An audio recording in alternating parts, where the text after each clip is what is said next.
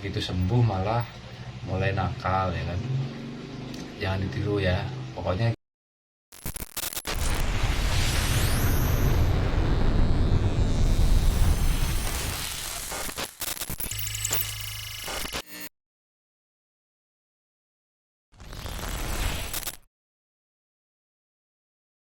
halo, selamat pagi sahabatku, sobat NC. Di hari Minggu yang cerah ini ya di kota Samarinda, kebetulan hari ini tidak hujan ya kan. Tadi saya sempatkan untuk berolahraga pagi meskipun sudah agak kesiangan ya. Tadi soalnya sempat agak mendung, saya ragu tuh kan. Akhirnya karena nggak jadi hujan, saya coba tadi sempatkan untuk jalan pagi ya. Jadi kalian juga harus olahraga rutin setiap hari kalau bisa ya. Kalau misalkan kalian sibuk ya kalian boleh ambil Sabtu Minggu ya, Sabtu Minggu boleh ya kan. Tadi saya alhamdulillah dapat sekitar 4.000 langkah ya, 4.000 langkah mungkin setara mungkin 2,5 kilometer ya. Jadi saya selingi antara jalan biasa dan jalan cepat ya, jalan cepat. Terus juga jangan lupa kalau misalkan jalan kalian juga boleh pakai gestur seperti ini ya, tangan digerak-gerakan begini sampai cepat ya. Ini bagus untuk kesehatan organ jantung kita secara jangka panjang ya. Jadi meskipun penyakit lambung ini bukan penyakit jantung, bukan berarti kalian mengabaikan kesehatan jantung ya. Kalian harus bedakan ya. Tapi nanti kalau misalkan kalian merasakan sesek-sesek sedikit ya itu jangan berpikir wah nanti jangan-jangan aku jantungku kenapa-napa. Kalian cukup istirahat sebentar, tarik nafas seperti ini, kalian relax, tarik nafas, hembuskan, mungkin lakukan 3 kali atau 5 kali, nanti kalian lanjutkan lagi ya. Biasanya kalau di awal karena kita jarang bergerak, biasanya akan agak berat ya di pernafasan ya kan. Terus hari ini kita mau bahas tentang masalah ini terkait dengan perasaan takut akan kematian ya. Ini saya hanya ingin mengajak teman-teman untuk kita merubah sudut pandang kita ya, merubah sudut pandang kita tentang kematian ya. Jadi penyakit anxiety disorder ini kan salah satu sensasinya yang paling mencekam adalah perasaan bahwa kita dalam bahaya, perasaan bahwa kita dalam ancaman, dan seolah-olah hari ini adalah hari terakhir kita. Itu kadang-kadang suka muncul seperti itu. Jadi mau melakukan segala sesuatu itu nanti takutnya aku misalkan roboh di sana, takutnya aku meninggal di situ. Mau mandi takutnya aku nanti meninggal di kamar mandi. Mau olahraga naik sepeda takutnya aku nanti nggak ada yang nolong, nggak ada yang mengenali misalkan. Akhirnya ada yang sampai bawa KTP atau mungkin menulis secari kertas atau menulis nomor yang bisa dihubungi seperti itu ya. Karena perasaan itu tidak bisa kita tolak ya kan? Padahal sebenarnya kalau secara organnya, secara medis ya, saya bicara medis, kalaupun kita cek lab, mungkin kita cek kesehatan jantung kita lewat EKG, atau misalkan kita ronsen paru-paru, atau kita cek darah kita, mungkin kadar kolesterol, kemudian lemak kita, mungkin gula darah kita, atau mungkin asam urat kita, mungkin normal aja. Kalaupun tinggi ya mungkin pasti ada sebab gitu loh. Saya dulu juga waktu merasakan anxiety disorder masih tinggi dan saya merasa sering berdebar, saya merasa sering pusing, keliengan, saya merasa nafas saya berat. Pada saat saya cek lab itu semuanya normal. Yang rendah hanya satu, kadar gula saya rendah. Karena saat itu saya rasa cemasnya itu emang masih sangat tinggi dan datangnya setiap saat ya. Jadi akhirnya saya menyadari bahwa ketika rasa cemas kita itu tinggi, biasanya akan menghabiskan energi ya. Seperti kalau kita misalkan habis terjadi sesuatu accident misalkan kita pernah jatuh atau kita sedang mengalami gempa bumi ya kan, gempa bumi yang ini ya, yang ringan ya. Biasanya kita kan langsung kayak lemes, nggak bisa berkata-kata, kayak kehilangan tenaga gitu loh, seperti itu ya. Atau pas kita mendengar kabar duka misalkan, biasanya kita langsung lemes, padahal mungkin sebenarnya badannya tadinya fit gitu loh. Ketika mendengar sesuatu yang menyedihkan atau membahayakan atau mencekam, menakutkan, biasanya akan direspon badan kita menjadi lemas. Itu karena glukosa yang tadinya sudah terserap di badan kita itu kayak terserap oleh rasa takut yang luar biasa itu ya. Jadi di sini saya ingin mengajak teman-teman untuk mulai memperbanyak self talk dan yakinkan bahwa kita dalam keadaan aman, keadaan nyaman, dan kalian tidak perlu menakutkan yang namanya kematian ya. Kematian itu sesuatu yang pasti, tapi setiap orang punya garisnya masing-masing ya kan. Tadi saya menyebut masalah gempa ya. Gempa ini saya kaitkan dengan beberapa hari yang lalu ya. Kita dikejutkan dengan kabar dari negara Turki ya. Saudara-saudara kita di sana sedang mendapatkan musibah yang sangat luar biasa, gempa bumi yang dahsyat yang sampai menewaskan, terakhir saya dengar hari Jumat itu masih 27.000 ya. Mungkin nanti kalau sudah ada update kalian bisa komen ya kan. Di pagi hari saatnya orang masih pada tidur ya, terjadilah satu gempa. Mungkin pasti semua orang yang ada di situ yang menjadi korban sangat tidak membayangkan ya akan terjadi musibah seperti itu. Akhirnya jadi mungkin pada saat mereka tidur ya, mereka tidak bisa menyelamatkan diri segala macam, tidak bisa minimal berupaya lah ya. Itu sangat mengejutkan, sangat shock ya. Saya pun meskipun sudah tidak ada anxiety mendengar kabar itu ya, kita nyesek terus kita hanya bisa mengucapkan innalillahi wa inna ilaihi rajiun ya kan. Semuanya berasal dari Allah dan akan kembali kepadanya. Jadi ya udah, seperti itulah kita manusia kita ini tidak punya hak atas nyawa kita sendiri, atas berapa lama sih kita nanti akan diberi jatah usia di dunia ya. Kita nggak punya hak, kita nggak bisa menebak-nebak, kita nggak bisa menjamin. Bahkan mungkin dokter yang paling pintar sekalipun sedunia juga nggak bisa menjamin. Dokter hanya bisa memprediksi, menganalisa ya kan? Maksud saya gini, jadi sebenarnya yang namanya ajal apakah panjang umur atau mungkin pendek ya, itu tidak tergantung dari kesehatan ya, belum tentu gitu loh. Jadi bukan berarti saya tidak menyarankan untuk hidup sehat, tidak seperti itu. Jadi intinya ya tetap kita menjaga kesehatan itu adalah bagian dari ikhtiar, bagian dari usaha kita ya.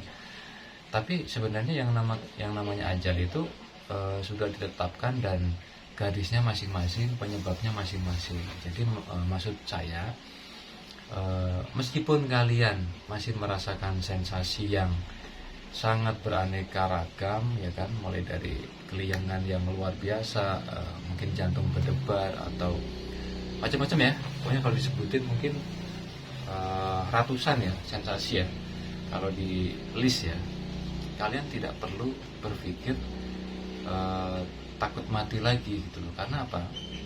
Sensasi itu ya seperti saya share di video sebelumnya tentang anxiety disorder, adalah bagian dari simptom, gejala, hal-hal yang akan kalian rasakan ketika mengalami anxiety disorder. Dan anxiety disorder ini itu sendiri adalah penyakit mental ya, bukan penyakit fisik gitu loh. Jadi kalian sudah tidak perlu lagi overthinking, memikirkan penyakit-penyakit yang mematikan ya kan. Sebenarnya kalian dalam keadaan aman, kalian hanya perlu meredam si anxiety ini. Nanti ketika kalian sudah terbiasa self talk, maka setiap kali ada pikiran negatif akan teredam sendiri oleh kalimat-kalimat positif yang kalian latih gitu loh.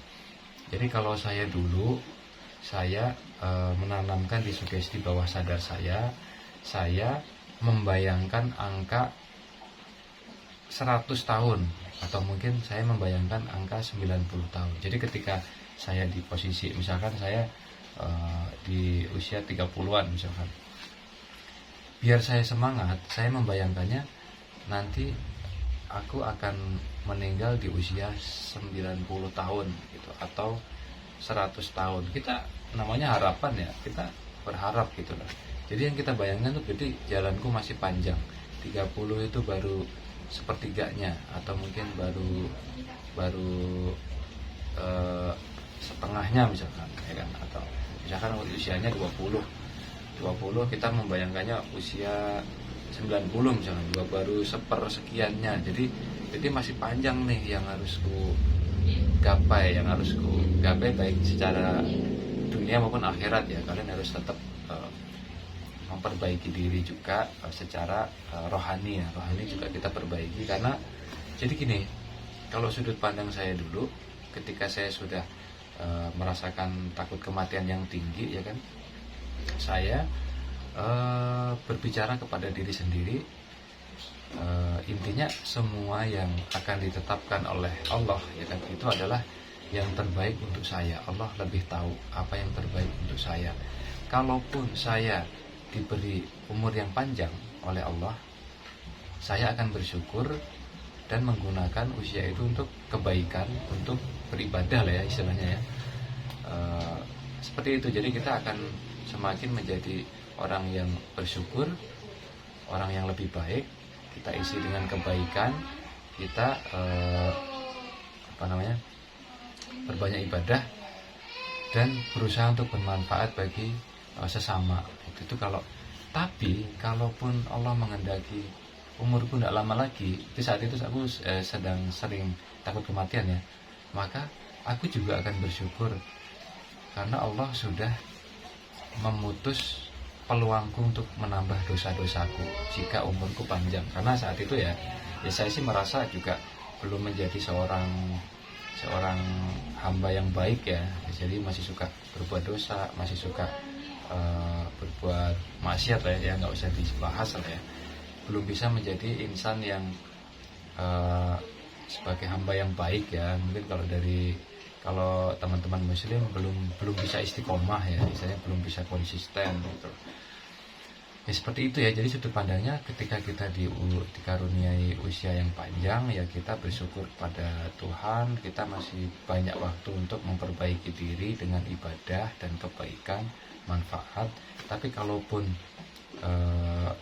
Allah mengendaki usia kita di angka tertentu yang mungkin tidak sampai 90 atau 80 atau 70, ya kita ketika ditetapkan, kita bersyukurnya bahwa peluang kita untuk menambah dosa sudah selesai. Jadi tidak ada hal yang buruk. Pada akhirnya kita akan selalu menjadi hamba yang berprasangka baik dengan ketetapan Tuhan ya, dengan qadarullah ya. Seperti itu ya. Jadi saya mengajak teman-teman untuk kita biar semangat. Kalian bayangkan usia yang panjang, karena kita emang aman kok. Kita ini sebenarnya sehat gitu. Psikis kita yang belum normal, kita masih overthinking, kita masih selalu berpikir negatif, seperti itu ya. Jadi kalian kalau boleh mengutip satu dalil ya, bekerjalah untuk duniamu seolah-olah engkau akan hidup selamanya, dan beribadahlah untuk Allah, untuk Tuhan, seolah-olah engkau akan mati besok ya. Itu bisa kita ambil intisarinya. Jadi pada saat kita tidak juga 100% membenci anxiety, tidak ya. Karena dari pengalaman saya, rasa takut kematian itu juga kadang-kadang jadi hal yang positif ketika kita dalam beribadah. Misalkan kita berpikir hari ini kita nggak lama lagi nih, akhirnya kita lebih rajin ibadah, atau kita lebih kalau yang muslim sholatnya tepat waktu, atau kalau teman-teman yang non muslim ke tempat ibadahnya lebih rajin, seperti itu ya. Jadi pasti ada efeknya yang baik gitu loh. Terus nanti pada saat kita dari sisi dunianya, kita tetap semangat, tetap rajin bekerja, tetap kita gapai mimpi-mimpi kita, seolah-olah kita akan dikaruniai usia yang panjang. Jadi ya emang itu harus ditanamkan gitu loh, dari sisi ibadah, dari sisi karir, dari sisi kehidupan dunia, dari sisi kehidupan akhirat. Itu kalian harus dua-duanya kalian kejar. Jadi anxiety juga banyak kok hikmahnya, tidak melulu selalu buruk ya. Saya sih mendapatkan hikmah yang sangat luar biasa. Malah yang saya rasakan dulu ini jangan ditiru ya, setelah mulai membaik terus bisa meredam cemas, itu saya nggak serajin dulu gitu loh. Jadi kadang-kadang sholatnya nggak lagi tepat waktu gitu, kadang-kadang malah suka menunda, antar aja seperti itu ya. Tapi jangan ditiru ya, kalau bisa kalian meskipun sudah sembuh, kalian tetap istiqomah ya kan, jadi pribadi yang jauh lebih baik gitu ya. Oke teman-teman ya, jadi gitu ya, kalian jangan terlalu memikirkan masalah kematian. Semua orang sudah digariskan, bahkan dari sebelum kita diciptakan sudah ada garisnya ya, lahir kapan, nanti rezekinya sudah digariskan, jodohnya siapa, meninggalnya di mana, sebabnya apa, itu sudah digariskan.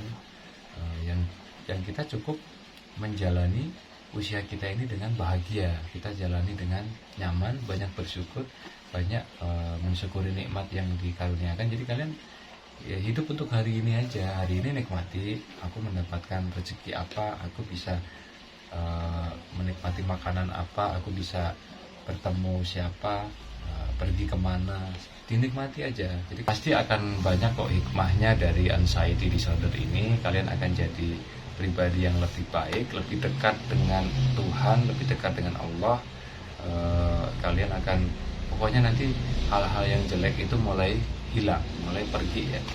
Malah dulu yang saya rasakan dulu setelah saya mulai membaik dan sudah bisa meredam gangguan kecemasan itu, malah saya agak menurun gitu loh. Jadi saya sempat, sekarang nih saya juga malah jadi nggak serajin pada waktu sakit ya. Jadi kadang-kadang mulai menunda sholat, mulai menggampangkan satu, jadi kayak gitu ya. Tapi jangan ditiru ya, kalian harus tetap istiqomah ya kan, tetap sholatnya awal waktu, waktunya ibadah.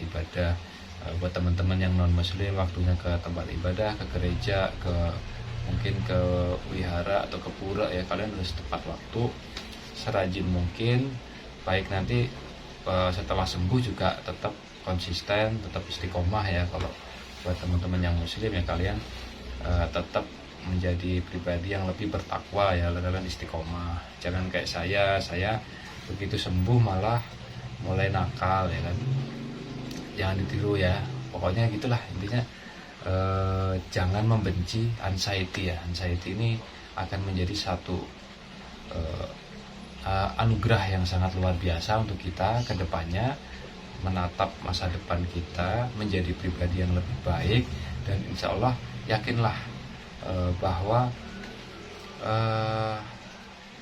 kematian itu bukan suatu hal yang perlu ditakutkan. Kematian itu adalah satu hal yang pasti, ketetapan dari Allah.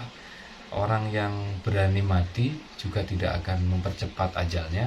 Orang yang takut mati juga tidak akan menunda ajalnya. Yang paling tepat adalah ketika kita mengisi usia kita dengan hal-hal yang baik, kita mengisi dengan hal-hal yang ibadah, bermanfaat bagi sesama, dan yang jelas kita jalani kehidupan kita ini dengan rasa syukur, dan jangan lupa untuk bahagia hari ini. Oke? Salam sehat selalu, selamat berhari Minggu. Kalau bisa jalan-jalan ya, nikmati, cari kesenangan yang positif ya, kesenangan yang positif, temukan kebahagiaan kalian, dan salam bangkit luar biasa.